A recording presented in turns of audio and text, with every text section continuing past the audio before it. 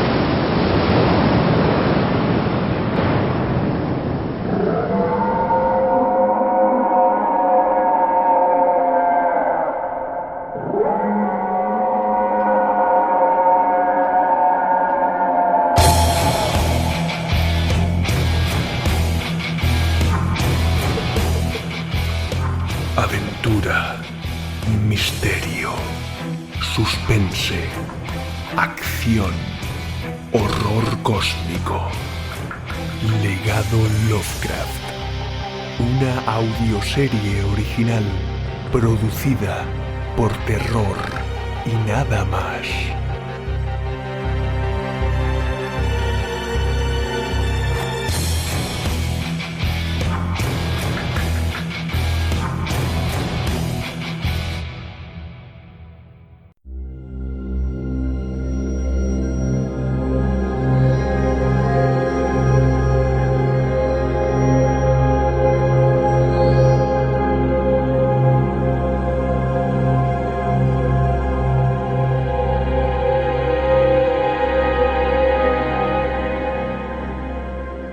Que Eastmouth era real ya no era un misterio a resolver, y nuestra seguridad sobre tal cuestión nos ponía los pelos de punta.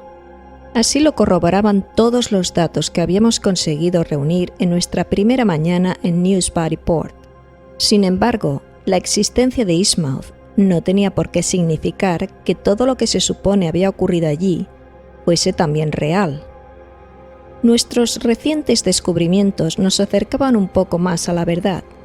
Ann Tilton, según aquel documento en la Sociedad de Estudios Históricos, existió, y este hecho daba aún más veracidad a aquel terrorífico relato, y por tanto, habría la posibilidad de que el resto del cuento también lo fuera.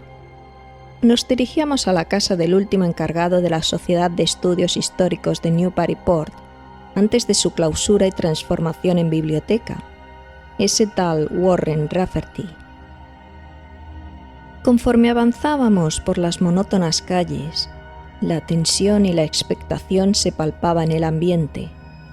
No paraba de frotarme las manos con nerviosismo, mientras Pablo y Mario permanecían en silencio, observando todo a su alrededor. Por un momento, deseaba que el tal Warren no estuviese en casa o, que Dios me perdone, hubiera fallecido. Estábamos en un punto crucial de la investigación. Quizá en esa entrevista descubriésemos lo real del horror de Eastmouth.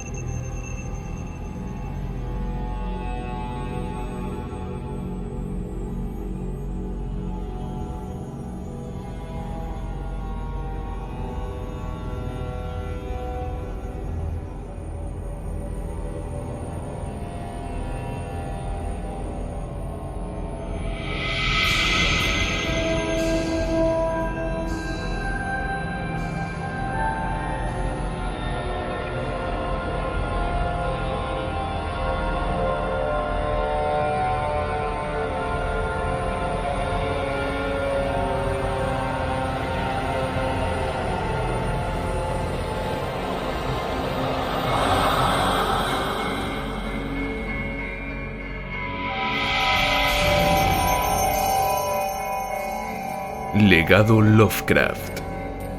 Innsmouth. Capítulo 3. Ann Tilton.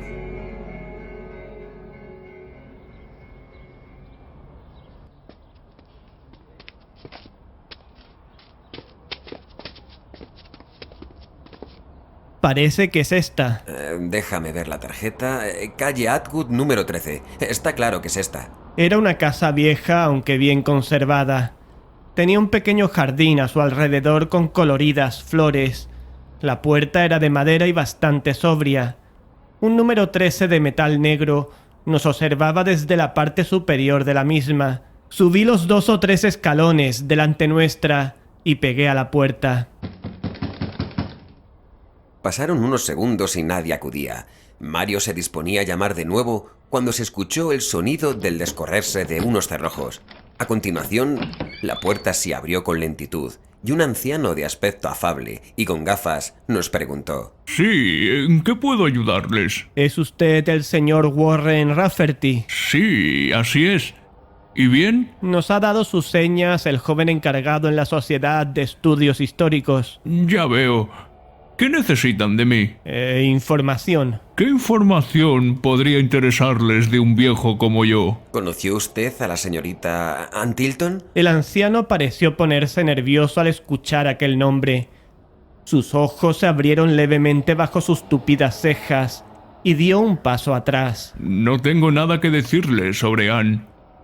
Trabajó con mi abuelo y él ya informó en su momento a la policía de todo lo que sabía. ¿A la policía? Así es. Y ahora, si me disculpan, me gustaría continuar con mis tareas diarias. Disculpe, señor. Mi nombre es Greta. Ellos son Pablo y Mario. Es muy importante para nosotros obtener información veraz sobre Ann. No hablaré con extraños sobre ella. Mire, señor, pertenecemos A la policía y estamos reabriendo el caso de Ann para intentar averiguar lo que le ocurrió.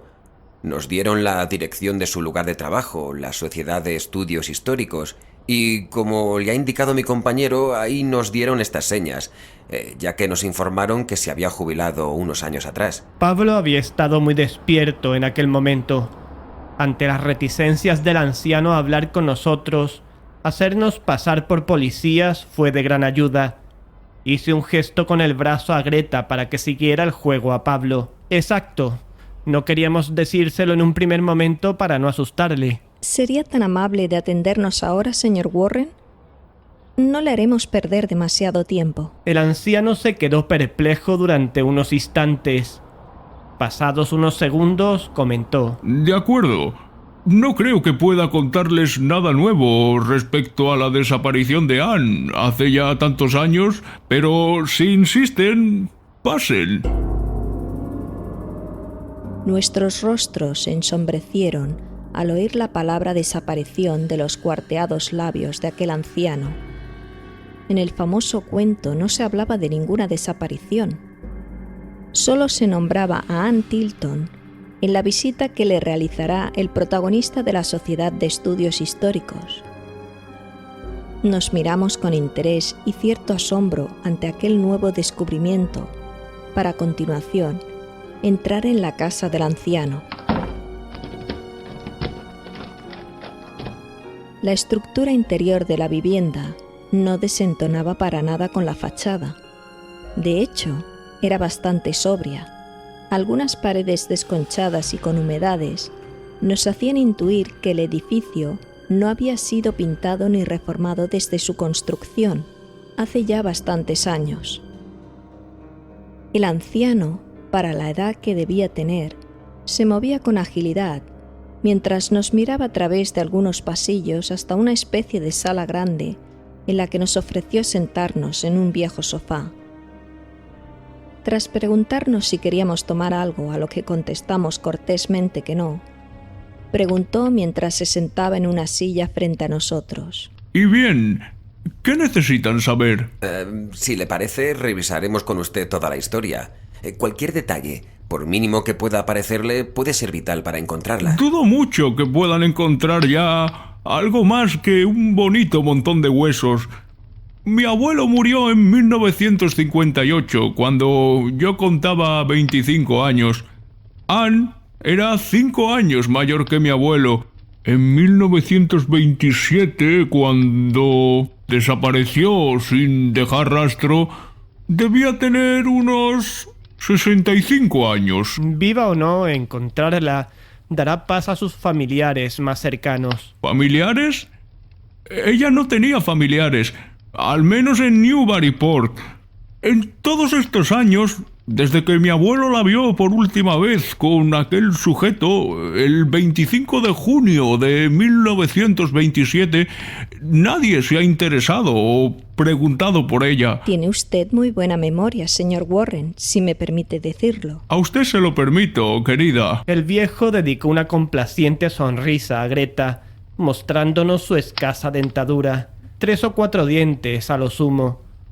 Debo admitir que aquello me incomodó un poco, y no por celos ni nada parecido, sino porque aquel gesto pudiera molestar a Greta. Ella le devolvió el gesto, quedando claro que no le había incomodado, más bien le había gustado. Y dígame, ¿fue entonces su abuelo quien denunció la desaparición de la señorita Anne? ¿Quién sino? Presentó la denuncia por escrito.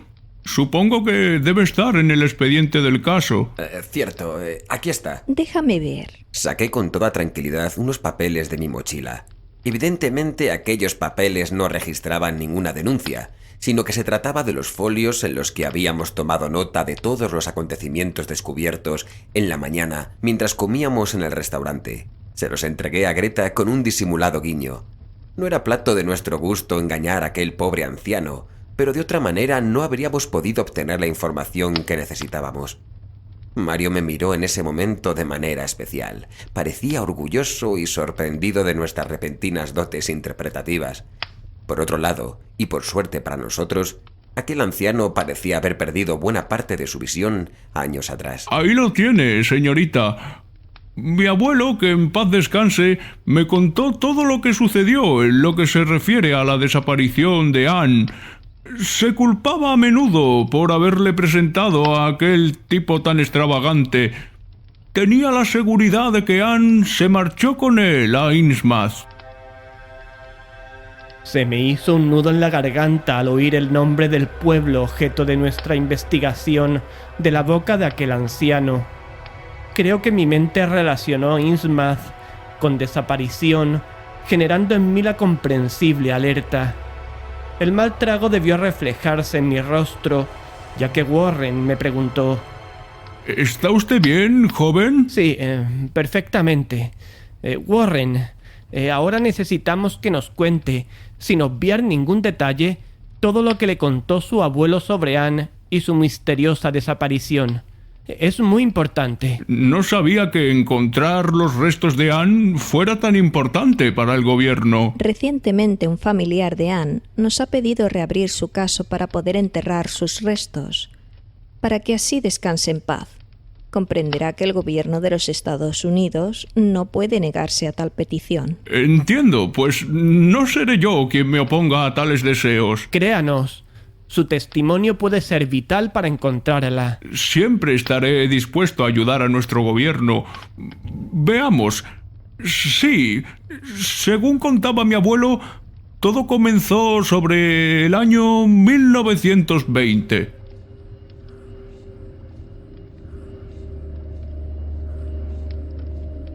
Pablo, Greta y yo formábamos un engranaje perfecto. Conocedores del orgullo de los ciudadanos americanos por su gobierno y su país, tocamos esa tecla en Warren para que nos contara todo lo que sabía sobre el asunto que nos llevaba allí. ¿En 1920? ¿Por qué? Antes nos dijo que la última vez que su abuelo la vio fue en junio de 1927, ¿no es así? Cierto, pero en 1920 Anne descubrió en los almacenes de la Sociedad de Estudios Históricos un objeto que mi abuelo relacionaba con su desaparición posterior. ¿Qué objeto? Una tiara de oro. Los tres hicimos un gesto de sorpresa, mezclado con cierto temor al escuchar aquello. Con toda probabilidad, Warren se refería a la tiara del cuento. Continué escuchando. Mi abuelo hablaba con cierto temor y respeto sobre aquella joya de desconocido origen. Parece ser que un marinero borracho procedente de Innsmouth la vendió en una tienda de State Street allá por 1873. Posteriormente, el museo la compró al prestamista por un módico precio, dada su belleza y su carácter único. La joya se expuso durante meses en el salón principal del museo, pero parece ser que después de varios intentos de robo, se tomó la decisión de depositarla en los almacenes del mismo, para evitar perder una pieza de tanto valor para la ciudad. ¿Se supo algo de la procedencia de esa tiara? La joya siempre estuvo envuelta en el misterio. Oficialmente la marcaron como procedente de la India o Indochina, pero Anne sospechaba que su origen debía ser otro. De hecho, tras descubrir la joya y quedar prendada por sus innumerables encantos, investigó sobre su posible procedencia. Sus pesquisas la llevaron hasta Obed Marsh. ¿Obed Marsh? Pregunté haciéndome el despistado. Habíamos leído bastante sobre ese comerciante de los mares de Innsmouth y cómo se podría decir que era el responsable de los momentos más gloriosos y los más decadentes del pueblo. De hecho, era el principal culpable, según todas nuestras informaciones, de la desgracia y el horror caídos sobre él. Sí, fue un conocido capitán de barco de Innsmouth durante aquellos lejanos años. Se dedicaba a comerciar con los habitantes de otras islas hasta que un buen día montó en el pueblo su famosa refinería. Fueron buenos tiempos para los habitantes de aquel pueblo y el momento de máximo esplendor para los Marsh. ¿Qué relacionaba a Obed con aquella tiara? Los Marsh habían intentado en varias ocasiones comprar aquella joya al museo por una elevadísima cifra, lo que hizo deducir a Anne que aquella pieza de oro debió pertenecer a algún tesoro pirata que Obed Marsh descubriese en uno de sus innumerables viajes por el mar. Naturalmente, la joya nunca fue vendida por el museo hasta hace tan solo un par de años, según tengo entendido. Eso explica que no la viéramos expuesta en la muestra de la sociedad. Una pieza así merecería un puesto principal en un evento de ese tipo. ¿Quién la compró? No tengo la menor idea. Quizás el joven John pueda ayudarles en eso. Yo ya estaba jubilado cuando ocurrió la venta. Lo cierto es que a mi abuelo no le gustaba nada que Anne investigara sobre los Marsh, ni que su familia estuviera tan interesada en aquella joya. En aquellos tiempos eran muchas las leyendas y los rumores que se difundían sobre cómo los Marsh, y en concreto Obed, habían obtenido su fortuna, convirtiéndose en la familia más importante de Innsmouth. En multitud de ocasiones pidió a Anne que se olvidase de la tiara, pero, por lo que me contó mi abuelo, la esplendorosa joya ejercía un poder casi hipnótico sobre quien la contemplaba. Indudablemente, Anne había sucumbido a sus encantos. ¿Qué leyendas se contaban sobre Obed? Se rumoreaba que tenía tratos con seres diabólicos, a los que ofrecían sacrificios humanos a cambio de riquezas únicas de incalculable valor y buena pesca. Al parecer, las joyas iban a su refinería y de ahí, una vez procesadas, eran vendidas al mejor postor. Incluso se decía que fue el fundador de... ¿cómo se llamaba? Sí, la Orden Esotérica de Dagon. Una iglesia blasfema en la que se realizaban ritos maléficos en honor a esos demonios que les he comentado. Al parecer, los habitantes del pueblo tenían un aspecto extraño, como si no pertenecieran a este mundo. Se les atribuía dicho aspecto al hecho de pertenecer a la orden creada por Obed. La vida de Obed y los suyos está manchada de sangre y locura, pero, como ya les he dicho, eran rumores.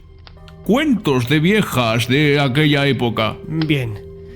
¿Qué ocurrió después? Durante años, Anne investigó sobre Innsmouth, sobre su historia, sobre sus habitantes y sobre los March, pero nunca llegó a viajar hasta allí. Mi abuelo había conseguido retenerla en las ocasiones en las que tal idea se le cruzó por la mente. El 25 de junio de 1927, como ya les he comentado antes, fue la última vez que mi abuelo la vio. Los rumores sobre horrores y desgracias relacionadas con Innsmouth y los March eran más insistentes que nunca. En esa fecha llegó al museo un tipo extraño, un joven viajero. Mi abuelo lo acompañó hasta el lugar en el que se encontraba Anne. El muchacho preguntaba por Innsmouth. Al parecer, buscaba descubrir lugares especiales en la América profunda, y el dependiente de la estación de trenes le había hablado del pueblo y de sus extraños habitantes. El joven había buscado información sobre el pueblo en todo Newburyport, pero aquellos a los que preguntaba le miraban con desprecio o directamente lo ignoraban. En la biblioteca municipal apenas encontró información, pero el bibliotecario le había dado las referencias de la Sociedad de Estudios Históricos y su conservadora, Anne Tilton. Desde un primer momento, ambos congeniaron, lo que preocupó aún más a mi abuelo. Anne desveló a aquel joven todo lo que sabía sobre Innsmouth y el misterio que parecía envolverla, confesándole, a pesar de todo lo que sabía sobre aquel pueblo, que nunca había estado allí. No hace falta decirles que le enseñó la famosa tiara que nuevamente, tras años de exilio en los almacenes del museo, volvía a exponerse en el salón principal del mismo. El joven, en palabras de mi abuelo, quedó alucinado por la impresión al contemplarla. Sin duda, tal como describía mi abuelo, aquella tiara debió ser un objeto único y ciertamente espeluznante. ¿Podría describírnosla someramente? A ese respecto, haré algo mejor. Esperen un momento. Sí, por supuesto.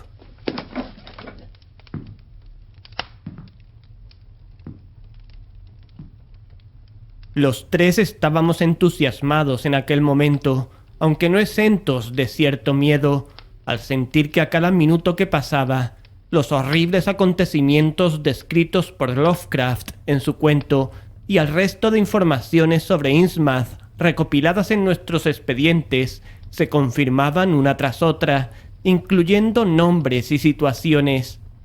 Anne Tilton existió, Lovecraft realmente estuvo con ella, y los March también parecían haber existido, aunque este último punto aún no era una total certeza.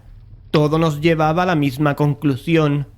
Innsmouth existió, y actualmente seguiría existiendo, aunque solo quedase en ruinas. Sin embargo, nos preocupaba y atemorizaba que junto a Innsmouth también hubieran existido todo el mal y la locura que se le atribuye, y que Dios no lo quisiera, aún persistiera dicha maldad en el lugar de algún modo. Intentamos desechar esta última idea mientras esperábamos a Warren, pero nos resultaba imposible. Si estábamos en Newburyport en aquellos momentos, era porque los informantes del legado Lovecraft comunicaron movimientos en Innsmouth. La intranquilidad y el nerviosismo comenzaban a apoderarse de nosotros de nuevo. Mario, ¿quién habrá comprado la tiara? No tengo la menor idea. ¿Cómo iba a saberlo yo? Quizás algún coleccionista de objetos antiguos. Hoy en día, los ricos no saben qué hacer con tanto dinero. Es más que probable. Intentaremos averiguarlo luego. En ese momento regresaba Warren con un par de papeles viejos en su mano. Se sentó y nos ofreció uno de ellos explicando. Es una hoja del diario de mi abuelo. en el que se describe con todo lujo de detalles aquella tiara. Lean. Tomé con cuidado aquella hoja y la leí. Su contenido era de incalculable valor por la cuidada descripción que nos proporcionaba sobre aquella impresionante y a la vez tenebrosa joya. Mientras mis compañeros la leían, tomé algunas notas. Se trataba de una tiara, pero no una cualquiera. Parece ser que brotaba de ella un esplendor casi sobrenatural. Su forma en la base era irregular, propia para una cabeza de forma elíptica. El material del que estaba hecha era oro o un metal parecido. Sin embargo, lo aterrador de aquella joya eran sus siniestros y morbosos ornamentos. Criaturas mitad hombres, mitad anfibios o totalmente anfibios que danzaban u oraban a un dios invisible. A sus espaldas, construcciones increíbles de formas geométricas y estructuras inimaginables. Pero lo peor no eran los ornamentos en sí, sino la delicadeza y exactitud de sus formas cinceladas en el metal, que te sugerían que todo aquello, de algún modo, se basaba en modelos reales. Tras terminar las notas, no pude evitar reproducir en mi mente inquieta una tiara semejante a la descrita en aquel papel viejo por el abuelo de Warren. Recorrí todos sus detalles, la contemplé con estupor y me estremecí ante tanto despropósito. Alguien me tocó en el hombro sobresaltándome. ¿Está usted bien, joven? Sí, claro, por supuesto. Debe ser escalofriante tenerla frente a ti. Créanme, es mucho más que escalofriante. Yo tuve la suerte o la desgracia de contemplarla en más de una ocasión y preferiría no haberlo hecho nunca. Pero como ya les he dicho, tenía un poder casi hipnótico que no te permitía dejar de mirarla, aunque el hacerlo te provocara el miedo más atroz. Preferí que leyeran esa anotación de mi abuelo antes que contarles nada sobre la joya, porque habría sido incapaz de transmitir su poder y su malignidad con la misma destreza que lo hizo él en su diario. Se lo agradecemos sinceramente, Warren. Y díganos, ¿qué ocurrió después de que aquel joven viese la tiara? Según contaba mi abuelo, estuvieron charlando amistosamente sobre Innsmouth y sus gentes gran parte de la noche.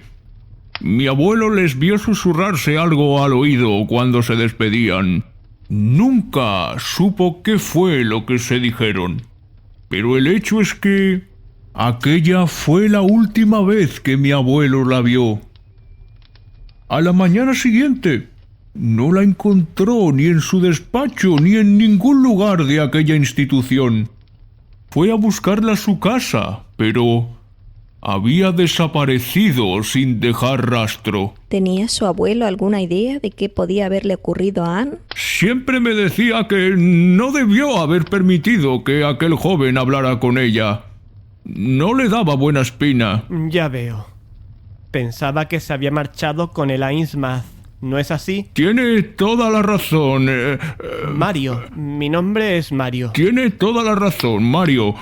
Aunque la policía no le hizo ningún caso, él tenía muy claro lo que había sucedido. Pocos días después, nuevos rumores sobre Innsmouth comenzaron a extenderse por Newburyport. ¿Qué rumores? Una tontería sin duda. Se rumoreaba que el ejército se había desplegado por todo Innsmouth, deteniendo a todos sus habitantes y bombardeando ciertas localizaciones. Un total despropósito, ¿no creen? ¿Qué opinaba su abuelo al respecto? Él creía que, al igual que todos los rumores sobre Innsmouth, eran exageraciones.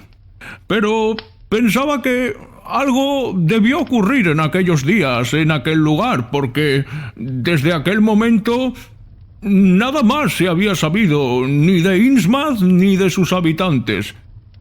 Nada de nada.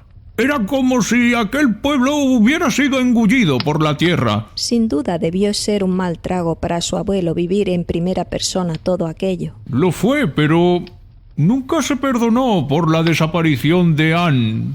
Pero ¿Qué podía haber hecho él? Anne tenía unos 65 años cuando desapareció.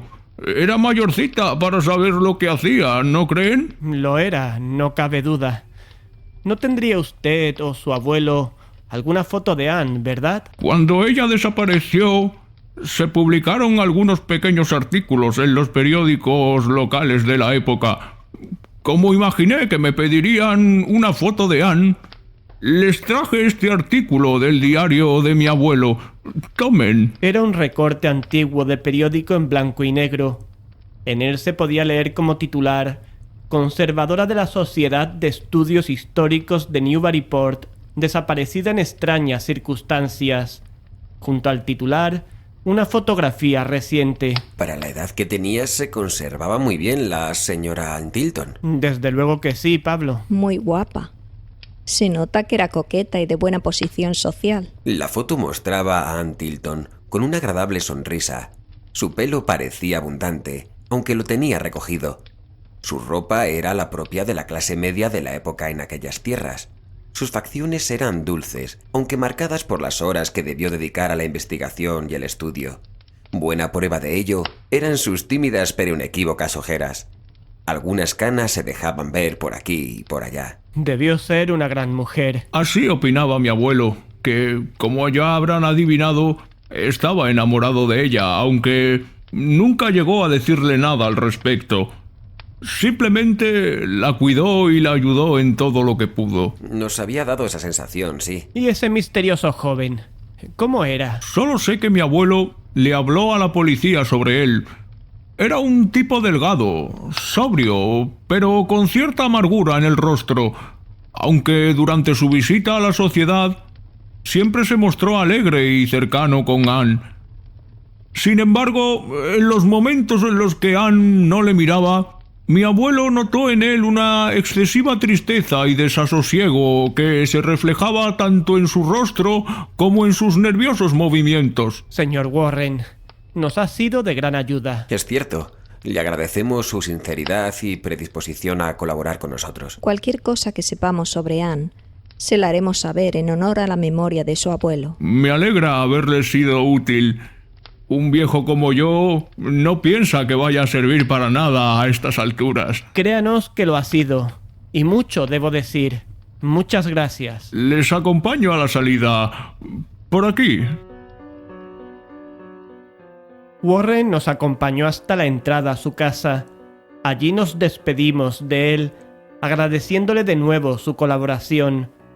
Tras dejarle, nos fuimos caminando tranquilamente hacia nuestro hotel, puesto que ya había caído la noche sobre Newburyport.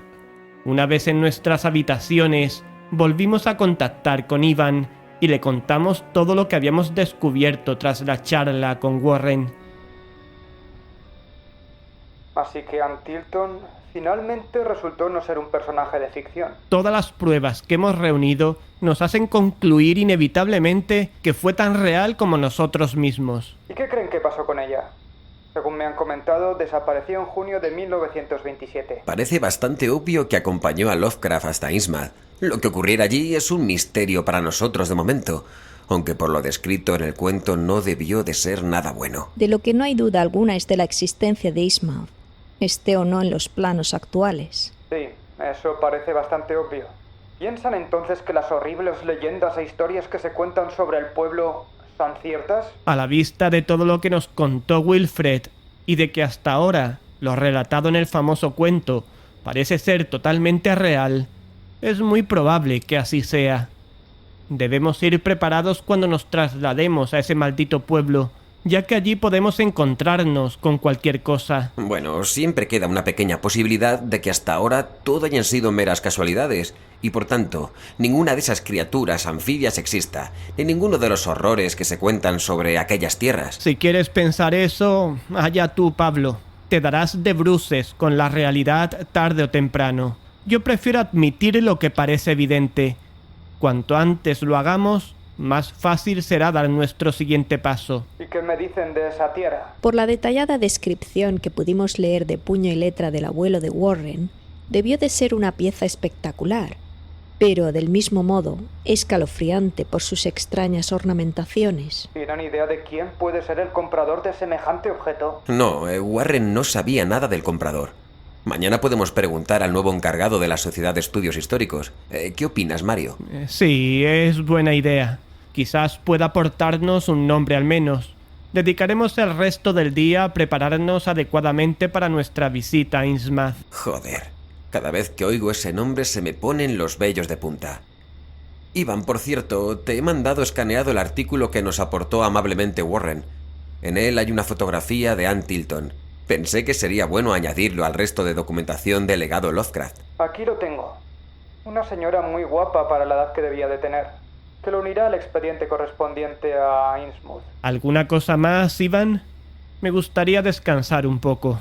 Eso suena bien. Sí, señor. Por resumir el día de hoy, sabemos que Innsmouth es una realidad palpable.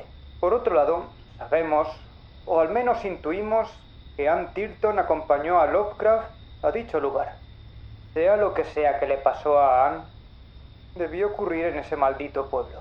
La única prueba física de la existencia de Innsmouth, esa tierra de la que hablaron, la única prueba física de la existencia de Innsmouth ha sido comprada hará unos años por un individuo desconocido. Una excelente síntesis de todo lo sucedido hoy. Una última pregunta antes de desconectar, Iván. Tú dirás. ¿Existen en nuestro centro documental manuscritos, libros o algo parecido que pertenecieran a Lovecraft? No sabría decirte ahora. Se lo comentaré a Claude y le daré una respuesta en nuestra próxima conexión. Si hay algo al respecto, él debe saberlo. Bien, hablamos mañana entonces. Que descansen. Corto.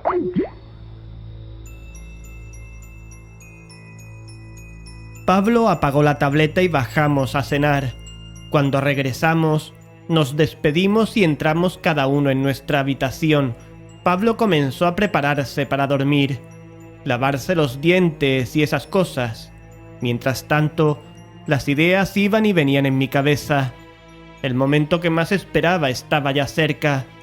En cuestión de unas pocas horas, viajaríamos por fin a Innsmouth.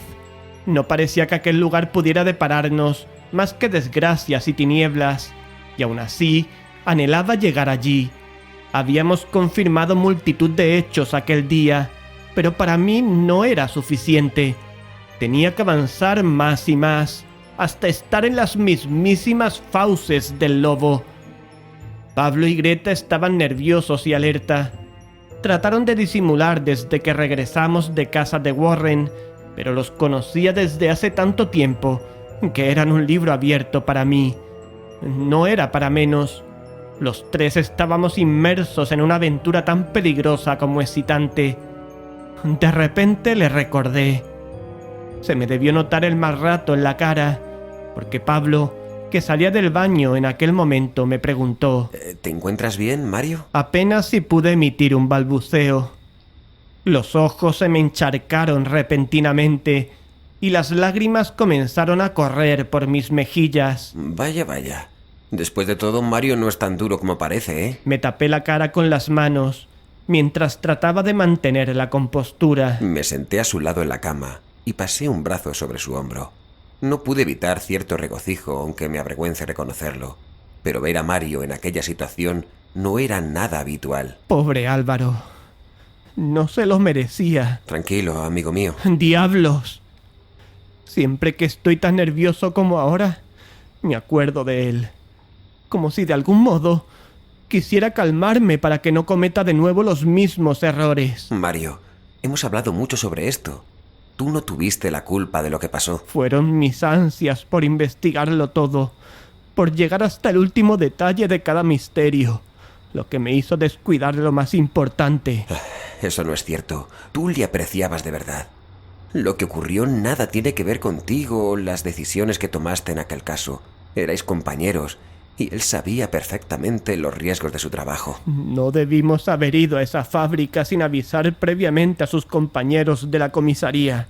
Puede que sí, o puede que aunque hubierais avisado, las consecuencias hubieran sido las mismas, o quizá peores. Eso nunca lo podrás saber. Me da miedo que por una decisión mía pueda dañaros a ti o a Greta. Mario, por eso no te preocupes. Somos un equipo y tomaremos las decisiones conjuntamente. Y si se diera el caso de que debieras hacerlo, acataré tu decisión sin rechistar. Greta también lo hará. Está coladita por ti. Ya estamos con eso. No me digas que no te gusta, aunque sea solo un poquito. Creo que será mejor que nos acostemos. Mañana hay que prepararlo todo para nuestro viaje a Innsmouth. Ay, vale. Ya regresó Mario. El bloque de mármol. Anda, termina de arreglarte. Voy. Y Pablo. ¿Sí? Gracias por escucharme. Para eso están los compañeros de fatigas, hombre. A Greta ni una palabra de esto. Yo soy una tumba. No solía hablar de mis sentimientos con nadie, y mucho menos de aquel suceso que marcó mi vida. Sabía que podía confiar en Pablo. Era mi compañero y mi amigo desde hacía muchos años. Solo él sabía con pelos y señales lo que aconteció esa noche lluviosa en aquella fábrica. Sus palabras habían logrado consolarme, aunque no habían disipado mis dudas sobre las posibles consecuencias de mi adicción por la investigación y los misterios a resolver. Fue mi búsqueda de la verdad en aquel caso lo que llevó a un final trágico para mi querido Álvaro. Pertenecíamos al legado Lovecraft. Habría muchas decisiones que tomar en el transcurso de nuestras misiones, y si algo me aterrorizaba, más que las criaturas y lugares endemoniados a los que probablemente nos enfrentaríamos, era que alguna de esas decisiones pudieran dañar a Pablo o a Greta.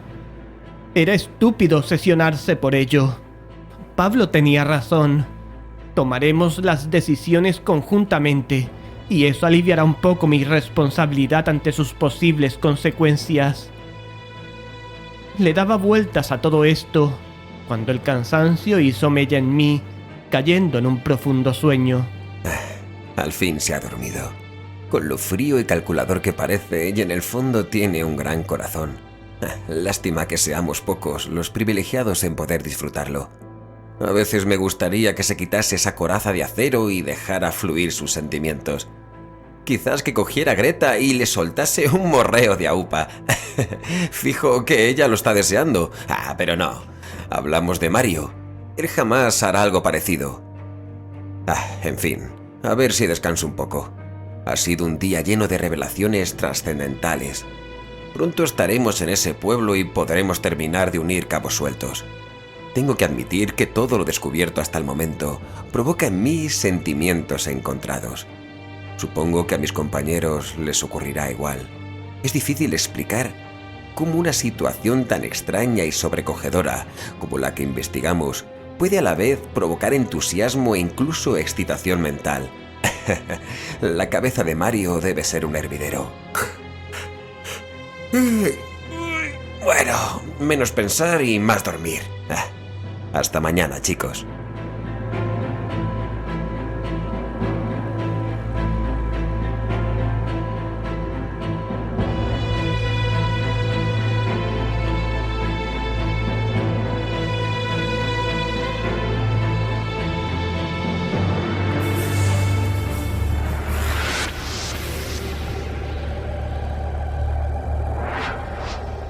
Legado Lovecraft. Innsmouth. Un serial radiofónico escrito por Antonio Reverte Lucena para terror y nada más. Con Antonio Reverte Lucena como Mario, Miguel Ángel Pulido como Pablo, Elena Rubio como Greta, Raúl Lacasa Lázaro como Iván, Mariano Bascón como Warren Rafferty. Terror y nada más, 2016.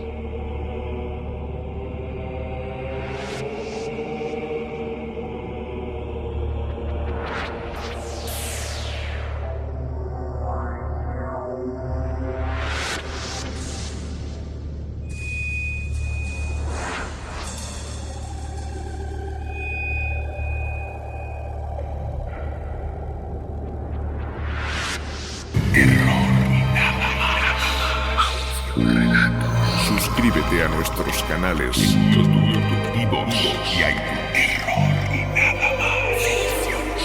Y síguenos en Facebook y Twitter, para temblar con contenidos exclusivos. Terror y nada más 2016. Terror y nada más es un proyecto libre sin ánimo de lucro que pretende promover la cultura del terror y la ciencia ficción mediante la adaptación en formato radioteatro o audiolibro de diversas obras del género.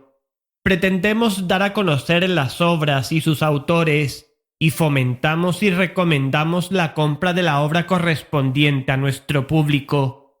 Además, pretendemos acercar la obra y su autor a personas con discapacidad que de otra forma tendrían grandes dificultades para disfrutarla.